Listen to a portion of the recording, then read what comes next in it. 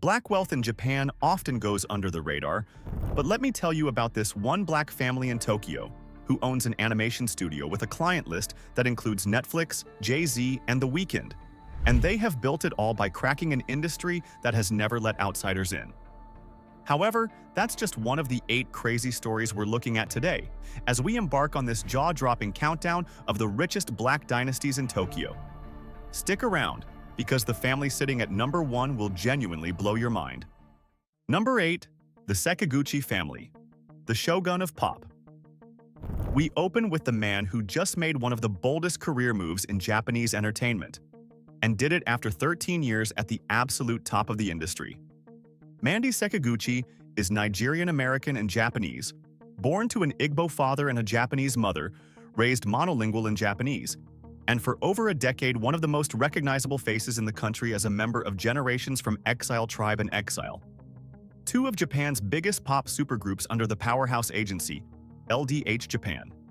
TV dramas, movies, chart hits, high-value endorsements. He even has his own Sanrio character. Hello Kitty collaboration, meet Hello Mandy. That is a specific tier of cultural saturation that very few artists anywhere reach. In 2025, he walked away from all of it.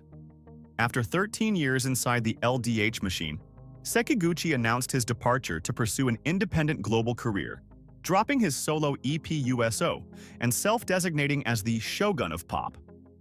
The move is a significant financial gamble. LDH provided infrastructure, promotion, and a built-in audience.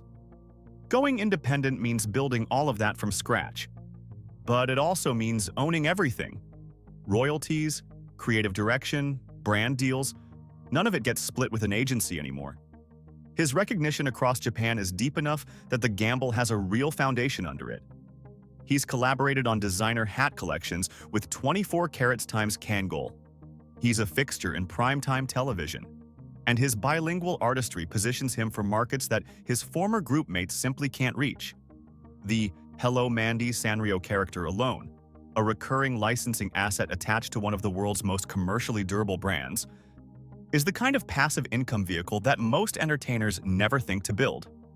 Sekiguchi is at number 8 because the independent chapter is just beginning, but the trajectory is pointed sharply upward. The next entry on this list has been building their empire quietly for 30 years. And most people only know the television character, not the investor behind it. Number 7.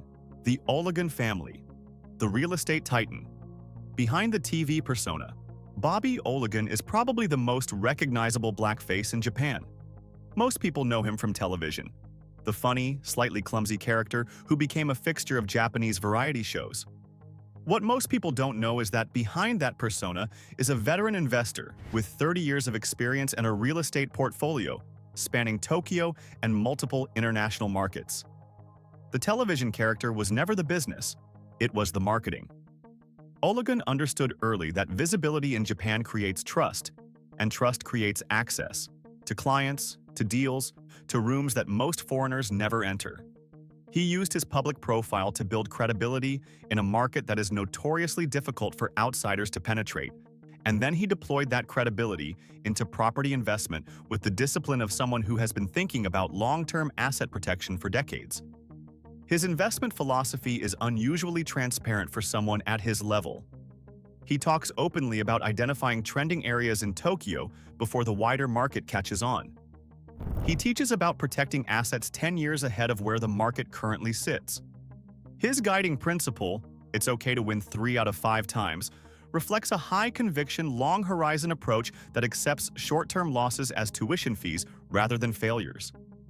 He literally refers to losses as learning expenses. The gap between how Bobby Olagan is perceived publicly and what he actually does financially is one of the most interesting contrasts on this entire list. The funny man on television, the cold, calculating real estate operator behind it. Both are real. And together, they've built something that 30 years of compounding tends to produce a genuinely formidable financial position.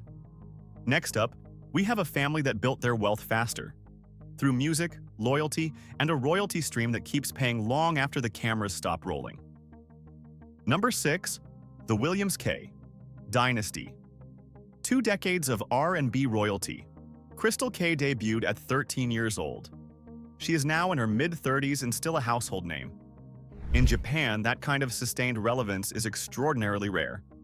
The market moves fast, discards quickly, and has very little patience for artists who don't continuously reinvent. Crystal K has done it for over 2 decades, which tells you something about both her talent and her family's strategic management of her career. Born in Yokohama to a South Korean mother and an African-American father who was a U.S. Navy basist, Kay grew up in a household where music was the primary language. Her parents weren't just supportive, they were the foundation. Her mother was a professional singer. Her father gave her the technical ear. By the time she signed her first record deal as a teenager, the infrastructure for a career was already in place. Her catalog has sold over 5 million records. Her platinum album, Almost 17, moved over 400,000 copies on its own. But the real wealth engine isn't the albums, it's the karaoke royalties. In Japan, karaoke is a multi-billion-dollar industry, and every time one of her songs gets selected in a booth anywhere in the country, a royalty payment is generated. Multiply that across 20-plus years of catalog, millions of songs, and a market where karaoke is genuinely part of daily social life, and the passive income picture becomes significant very quickly. The family dynamic that almost didn't happen is worth knowing. Her mixed heritage initially drew rejection from her paternal grandparents, who were strict and traditional. Her success, and eventually her education at Sophia University in Tokyo, earned their pride. It's a detail that speaks to something larger about what she represents in Japan. A pioneer for mixed-race and Afro-Asian identity in a society that is slowly but genuinely changing its relationship with both. And while the K family built their legacy on 20 years of catalogs and karaoke, the next family is building something that will last considerably longer, and they're doing it one animated frame at a time. Number 5. The Isom Dynasty. The anime industrial foothold. Here is a fact worth sitting with. The Japanese animation industry is one of the most insular creative ecosystems on Earth. It has its own rules, its own hierarchy, its own deeply embedded sense of who belongs and who doesn't. Foreign studios don't break in. They get used for outsourced labor, kept at arm's length, and rarely credited. What Arthel and Darnell Isom have built in Shinjuku is, by any honest measure, something that was not supposed to be possible. Dart Studio is the first major black-owned animation studio in Japan, and it is not operating on the periphery. Their client list includes Netflix, The Weeknd, Pharrell, and Jay-Z. Their project credits include One Piece, Attack on Titan, Gintama, Fire Force, and Star Wars. These are not footnote credits. These are the central franchises of the global animation industry, and the Isom brothers are inside them. The foundation was built the hard way. Arthel spent years as an apprentice under Ogura Hiramasa, the background artist behind Ghost in the Shell, learning not just technical skills but the aesthetic and cultural language of Japanese animation from someone who helped define it. That apprenticeship gave him access to a network and a credibility that no shortcut could have produced. When Dart Studio eventually started taking on clients, the industry recognized the work as genuine, not as a foreign studio mimicking anime, but as a studio that had absorbed the form from the inside. The Yasuke Project, the Netflix anime, about the African samurai who served under Oda Nobunaga in 16th century Japan, is perhaps the most pointed symbol of what they've built. The story of the first known African to achieve samurai status in Japan, animated by the first major black-owned studio in Japan. That parallel is not accidental. And in terms of intellectual property, creative control, and long-term royalty potential, it is exactly the kind of project that builds generational wealth in the creative industries. But while the Isoms have rewritten the visual language of Japan, our next family is doing something similar in music, but from a position of corporate scale that the Isoms are still building toward. Number 4.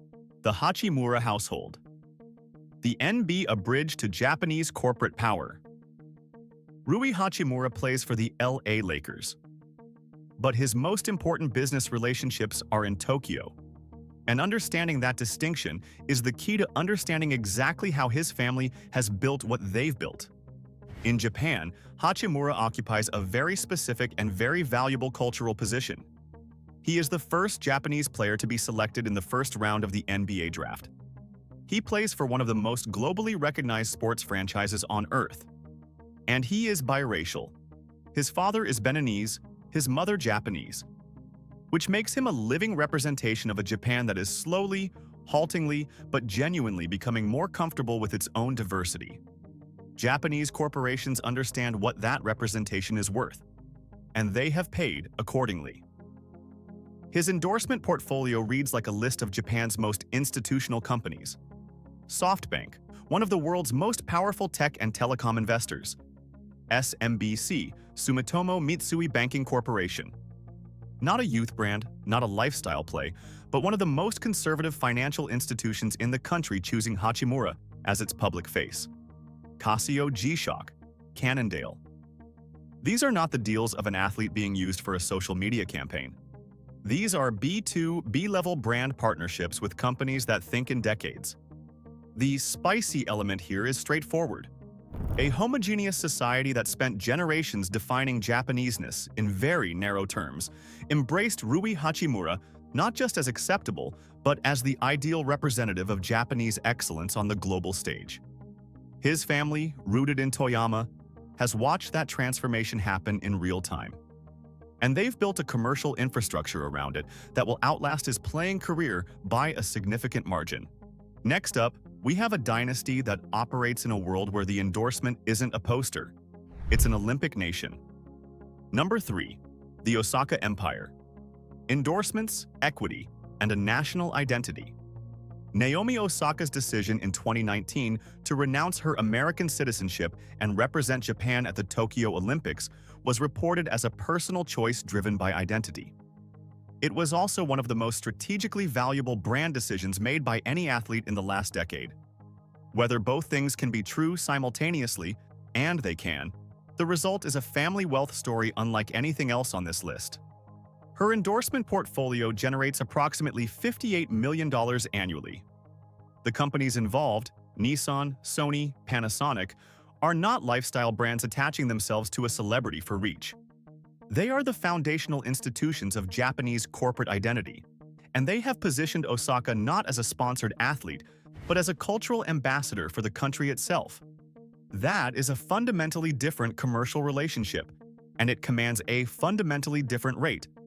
But the more interesting long-term play is what she's building beyond the endorsements. Evolve, the sports agency she co-founded, focuses on athletes whose cultural identity is central to their commercial value, a direct response to what she experienced navigating the industry herself. KINLÅ, her skincare brand, targets melanin-rich skin in the East Asian market, a demographic that Japanese beauty companies had systematically ignored for decades. Both ventures represent equity positions that appreciate independently of her tennis results. Her father, Leonard Francois, coached her using frameworks inspired by Richard Williams' approach with Venus and Serena. Structured, intense, deliberately unconventional. Her mother, Tamaki Osaka, provided the cultural fluency that allowed Naomi to navigate Japanese corporate environments with a naturalness that most mixed-race athletes in Japan haven't managed. The family built a machine together, and the machine is now largely self-running. She is the first African woman to appear on Adidas Tokyo's Instagram. She represented Japan at the Olympics. She sells skincare to a market that didn't have her product before she created it. At $60 million in total empire value and $58 million in annual endorsements, Osaka, at number 3, is almost certainly still undervalued. A national icon with equity stakes and a skincare brand. The next family turned music into a $450 million empire, in a language that isn't even their own. Number 2. The Hart Household. J-pop royalty and the $40 million ballad. Chris Hart moved to Japan with limited resources and a voice. He left. Well, he didn't leave. He stayed. He built something so deeply embedded in the Japanese music market that he became the first non-Japanese male solo artist to spend 5 consecutive weeks in the Oricon Top 10. His estimated net worth sits at $450 million, with annual earnings approaching $40 million. in Japan, as a Black American man singing in Japanese. That is one of the more remarkable wealth stories in this entire list. The mechanism behind it is what Hart himself describes as cultural integration. He didn't arrive in Japan performing American R&B for expat audiences. He studied the emotive, deeply traditional singing style that resonates with Japanese listeners.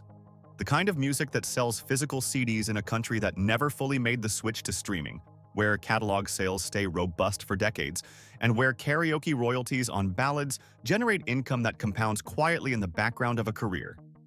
That combination, physical CD sales, television appearances at high frequency, touring, and a karaoke catalog of sentimental ballads, produces a very different revenue profile than the streaming-dependent income of most Western artists. Japan's music industry runs on different rails, and Hart understood those rails before most of his contemporaries in the Western market had even noticed they existed. He married Hitomi Fukunaga in 2013 and built a family life in Tokyo that is fully, permanently integrated into the city's elite social fabric. His wealth is anchored in luxury real estate and long-term television contracts alongside the music royalties. And crucially, he is not famous in Japan the way a visiting American artist is famous. He is famous the way a domestic artist is famous, which is a completely different and considerably more durable kind of fame. $40 million a year, in Japan, singing in Japanese, from a man who arrived with almost nothing. The self-made dimension of this story is almost unreasonably good. Now, only one spot is left. And the family at number one doesn't operate in entertainment at all. They operate in the kind of technology that governments classify. Number one, the Karp dynasty. Data, defense, and $18 billion of sovereign power. Alexander Karp is, by a significant margin, the wealthiest person on this list. His net worth exceeds $18 billion as of 2025, placing him among the 200 richest individuals on Earth. He is the co-founder and CEO of Palantir Technologies, a company that builds data infrastructure and AI software for government agencies, defense ministries, and intelligence services across the globe.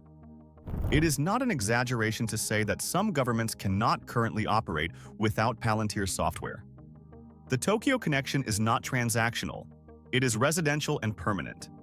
Alexander's brother, Oliver Ben Karp, has lived in Tokyo for decades, serving as a professor at Temple University, Japan. Their mother, Leah Janes Karp, spends half of every year in Tokyo with Ben. This is not a business trip. This is a family that is embedded in the city's intellectual and residential life in a way that most billionaires with Asia operations are not. While Alexander runs the global company from California, the family's physical presence in Tokyo is continuous and rooted. That presence matters commercially because Japan is one of Palantir's most strategically important markets. The Japanese government has been aggressively developing its sovereign AI infrastructure and security capabilities, and Palantir occupies a position in that ecosystem that is difficult to displace once established. Government contracts of this kind don't get renegotiated annually. They become structural dependencies. That is the business model, and in Tokyo it is operating exactly as designed. The lifestyle contrast within the Karp family is genuinely striking. Alexander is publicly combative. He has a well-documented habit of attacking the billionaire class he belongs to, criticizing Silicon Valley culture, and presenting himself as an outsider to the establishment his company serves. Meanwhile, Ben maintains a quiet academic life in Tokyo, supporting their aging mother in a city known for its stability and discretion, a sandwich generation dynamic. One brother managing a global data empire, the other holding the family together in a Tokyo apartment, both operating at the highest level of their respective worlds. Alexander's annual compensation, approximately $1.1 billion as of recent public filings, is itself a number that belongs on a different scale from anything else on this list. The Karp dynasty sits at number one not just because of the size of the fortune, but because of the nature of it. Entertainment wealth is visible. Real estate wealth is tangible. Data sovereignty wealth, the kind that comes from being indispensable to the security infrastructure of nations, is something categorically different. In a list full of extraordinary stories, that is the most extraordinary position to occupy. And with that note, We wrap this journey through the richest black dynasties thriving in Tokyo. Which one of these empires impressed you the most? Let us know in the comments below. And for more such interesting peeks into black wealth across the globe, take a look at Black Status.